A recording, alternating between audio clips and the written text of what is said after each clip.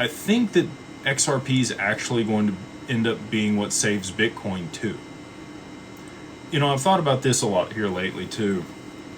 I told you guys in the past that I've been 70-30 on Bitcoin, 0 or 100, or 0 or a million, excuse me, which I still think, both are possible. I just don't know if they're going to let Bitcoin go to 0 at this point.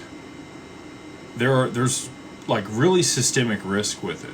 A lot of these large institutions, pension funds, sovereign wealth funds, so many people have an allocation through the ETFs at this point. And if the investment banks were to go, it wouldn't be good. It would not be good if Bitcoin went to 0 at this point. There would be huge losses. Now, they can move Bitcoin onto the Xrpl and trade it real time.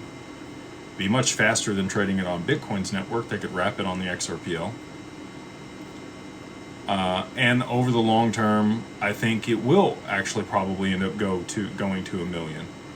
I do think we're going to see $19,000 or $20,000 Bitcoin first, though.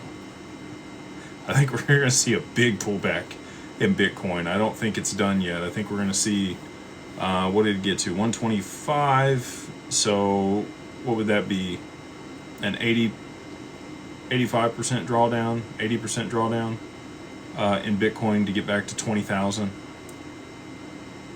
I think that's fairly feasible, especially with the way that the ETFs exacerbated on the way up. If we had problems with Tether and you saw huge sell-offs, which we've seen over the past week here, we've seen sell-off in the Bitcoin ETFs and purchase of the other ETFs that have been launched here for Solana and Doge and XRP and Hedera. Those are all in net inflows, whereas Bitcoin ETFs are net outflows.